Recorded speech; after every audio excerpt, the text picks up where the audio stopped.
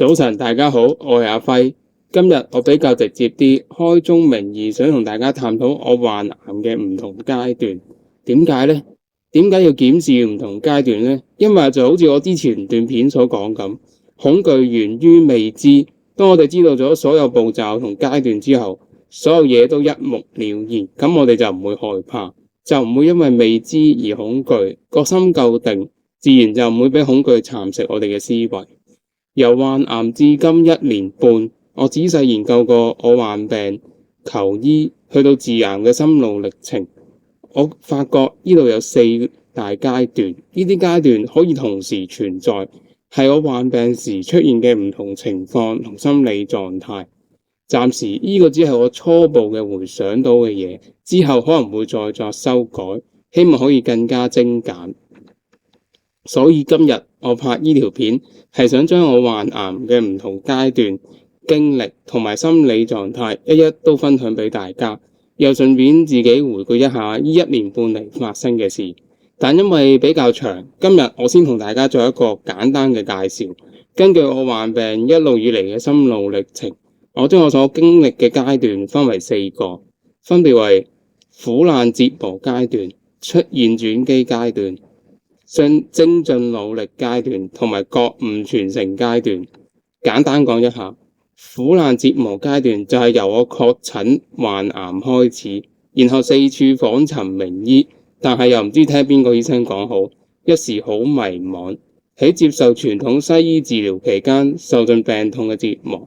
喺呢個階段，心靈上嘅苦難同埋身體上嘅病痛折磨都會一一同時發生。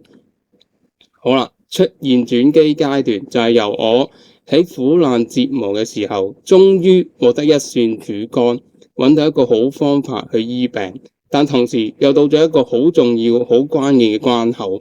呢個時候你要做一個好大嘅決定，呢個決定好影響你以後條路點樣行法。精進努力階段就係你行嘅呢條路充滿考驗，最後你克服晒呢啲考驗，決心要努力執行呢個好方法。最後就係覺悟傳承階段，你想將你一直以嚟喺醫病嘅路途上你所領悟到嘅嘢，你所得到嘅嘢，你想分享俾同路人，你想幫助更多嘅人。跟住落嚟順便檢視一下我而家嘅狀況。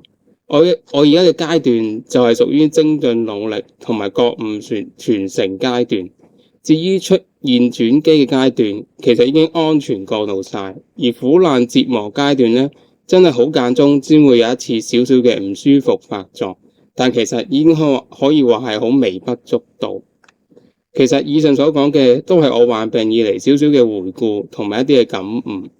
患癌唔係最可怕，最可怕係我哋對患病呢件事唔理解，同埋周圍環境帶俾我哋嘅恐懼。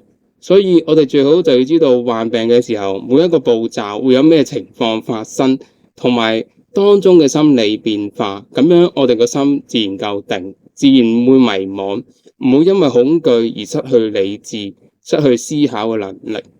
如果大家亦都試過身患重病，唔知大家有冇相同嘅感受，又或者有其他嘅感悟呢？歡迎大家留言同我分享。好啦，今日我就分享到呢一度，下次再同大家傾過啦，拜拜。